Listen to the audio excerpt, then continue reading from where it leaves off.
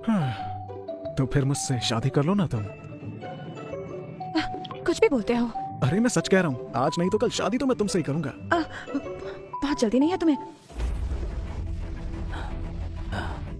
इस कमीने को तो सबक सिखाना पड़ेगा। सर क्या इसके बारे में बॉस को बताएं?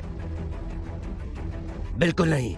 अगर डैड को पता चला कि मैं किसी गांव के लड़के से पिट गया हूँ तो मुझे ही बेकार समझेंगे। उन्होंने मुझे यह काम से भेजा था, मार खाने के लिए नहीं। खबरदार अगर उन्हें कुछ बताया तो। सर मैं कुछ नहीं बताऊंगा। ठीक है अब क्लब चलते हैं।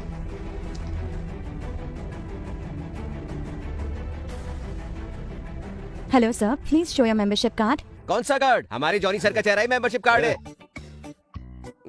ओ तो आप जॉनी सर हैं। सैम सर आपका काफी टाइम से वेट कर रहे हैं, आइए इस तरफ। तुम यहीं रुको। मेरे हाथों की लकीरें भी कितनी बेकार हैं, जो इस जैसे कुत्ते के साथ काम करना पड़ रहा है।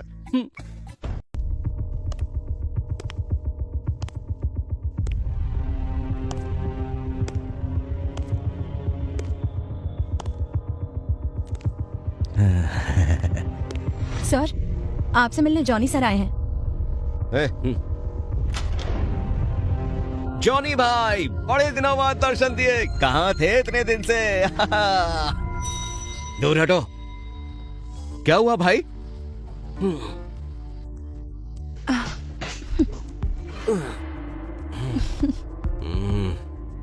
बस पूछ मत यार। एक साले गवार ने आज मुझे मारा। क्या? उसकी इतनी हिम्मत? मुझे बताओ कौन है वो, मैं उसकी खाल उधेड़ दूंगा। है एक लड़का, मैक्स कार्टर।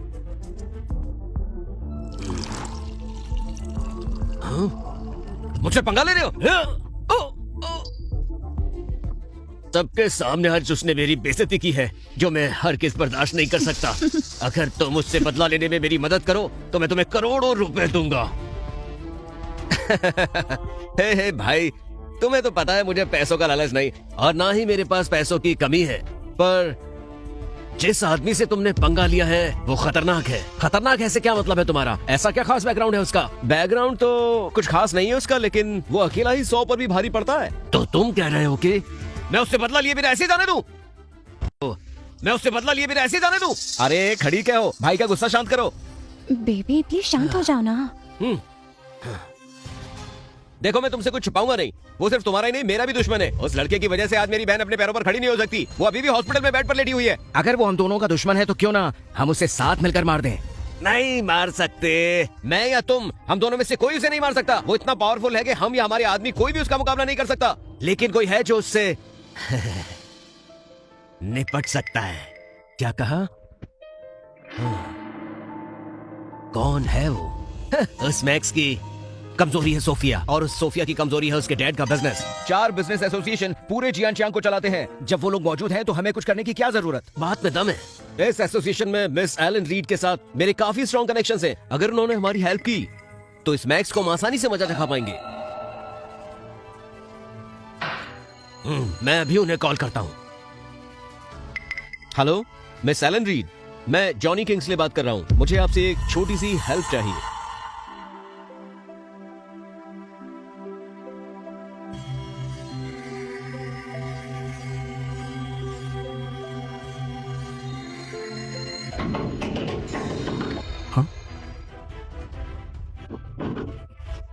मैक्स, क्या तुम मुझे जल्दी से जल्दी कंपनी ले जा सकते हो? अभी अभी लिली का कॉल आया था। कंपनी के सभी पार्टनर्स हमसे डील कैंसिल करने की धमकी दे रहे हैं, और इस खबर के लीक होते ही सारे शेयर होल्डर्स डैड पर टूट पड़े हैं, और वो लोग उन्हें चेयरमैन की कुर्सी छोड़ने पर मजबूर कर रहे हैं। अब मैं क्या करूं? घबराओ मत, मेरे होते हुए कुछ गलत नहीं होगा। क्वीन, तुम ऐसा कैसे कर सकते हो? पहले तुम्हारी कंपनी तुम्हारी बेटी संभालती थी, अब तो वो भी अपाहिज हो गई। फिर भी तुमने जॉन किंग्सली को नाराज करने की हिम्मत दिखाई। आप सबको कोई गलतफहमी हुई है। तुम्हें चेयरमैन बनाना ही हम सबकी सबसे बड़ी गलतफहमी थी। कंपनी में जो प्रॉब्लम आई है उसका सॉल्यूशन करने के बजाय आप लोग मुझे और मेरी बेटी को ब्लेम क्यों कर रहे हैं? क्योंकि यहाँ सब जानते हैं किंग्सले कितने नामी लोग हैं, और तुमने उनसे ही दुश्मनी मोल ले ली। हमें किंग्सली का दुश्मन नहीं बनना, इसलिए अब हम लोग तुम्हारे साथ काम नहीं कर सकते। तुम्हारी भलाई इसी में है कि तुम अभी के अभी चेयरमैन के पोस्ट से रिजाइन कर दो। इस सब की जिम्मेदारी ये खुद है। ना ये जॉनी को रिजेक्ट करती और ना ही इसके बाप को ये दिन देखना पड़ता। अभी भी ज्यादा कुछ नहीं बिगड़ा है। जॉनी बहुत दिल वाला लड़का है। अगर तुम उससे माफी मांगकर खुद को उस पर न्यौछावर कर दो तो क्या पता वो तुम्हारी इस गलती को माफ कर दे और तुम्हारा परिवार तबाह होने से बच जाए। सही कहा। अरे तुम तो किस्मत वाली हो जो जॉनी ने तुम जैसी अपाहिज को अपने लायक समझा। इसे ये बातें कहाँ ही समझ आएगी? इससे तो कोई अपने जैसा लंगड़ा लड़का मिलता तो ही अकल ठिकाने आती। एक भी लफ्ज और निकाला ना तो जुबान खींच कर रख दूंगा तेरी। तुम ब्लडी इडियट! चुप, बिल्कुल चुप। ये प्रॉब्लम मेरी कंपनी की है, जिसे मैं खुद सॉल्व करूंगी अपने आप, वो भी बिना उस जॉनी से शादी तुम किए। ठीक से चल फिर भी नहीं सकती। कंपनी की प्रॉब्लम क्या खाक सॉल्व करोगी? हाँ, वो करेगी। मैं सोफिया को 15 दिन के अंदर अंदर उसके पैरों पर खड़ा करूंगा। इतना ही नहीं, इन्हीं 15 दिनों में हम एक ऐसा प्रोडक्ट लॉन्च करेंगे जिससे हमारे सारे पार्टनर्स हमारे पास खुद दौड़कर वापस आएंगे। 15 दिनों में? नॉट पॉसिबल, हो ही नहीं सकता।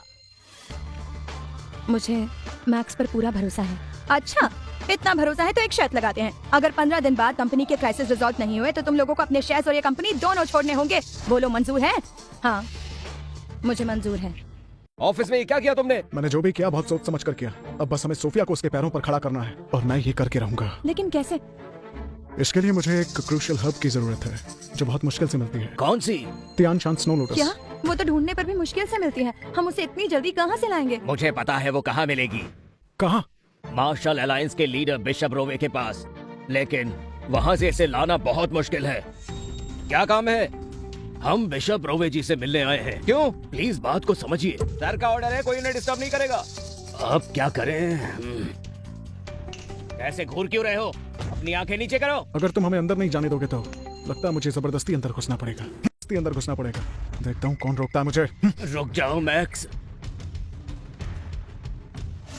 अरे सुनो, जल्दी से जल्दी शहर के सबसे अच्छे डॉक्टर को बुलाओ। जी मिस्टर रोवे, मिस्टर डाहलिन, आज के दिन पिताजी आपसे नहीं मिल पाएंगे। प्लीज आप वापस चले बिल्कुल जाइए। मैंने अभी सुना आप डॉक्टर को ढूंढ रहे हैं। पिताजी कल रात अभ्यास करते हुए जख्मी हो गए और अब उनकी हालत बहुत गंभीर है। क्या बिशप रोवे घायल हो गए? जरूर प्रैक्टिस के टाइम पर उनका बैलेंस बिगड़ गया होगा। तुम कौन हो? ये मैक्स कार्टर है, ये भी डॉक्टर हैं। आप अपने पिता का इलाज इनसे करा लीजिए। और मैक्स, ये है बिशप के बड़े बेटे मिस्टर डेक्स। हम किसी छोटे मोटे डॉक्टर को अपने पिता का इलाज नहीं करने दे सकते। आप लोग तुरंत निकल जाइए यहाँ से, जाइए।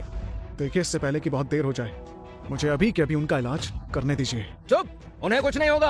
हाँ, अगर आप मुझे एक मौका दें तो मैं उन्हें जरूर बचा लूंगा। अच्छा, तुम्हें खुद पर इतना कॉन्फिडेंस है तो दिया एक मौका, और अगर तुम मेरे पिताजी को ठीक नहीं कर पाए तो मुझसे बुरा कोई नहीं होगा। भैया, पिताजी आपको कुछ नहीं होगा।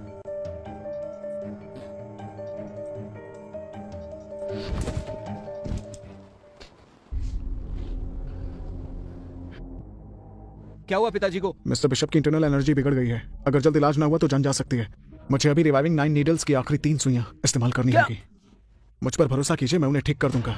नहीं, तुम ऐसा नहीं कर सकते, समझे? हमारे पास समय बहुत कम है। तुम, अगर मेरे पिताजी को कुछ हुआ तो मैं तुम्हारी जान ले लूंगा। तुम बहुत बकवास करते हो। अब टाइम है कि पंचर नीडल्स को प्रेशर पॉइंट पर लगाने का। जैसे ही सुई वैली पॉइंट पर लगती है तो आत्मा में जान आ जाती है। इस ट्रीटमेंट के बाद तो मुर्दा भी उठकर खड़ा हो जाए।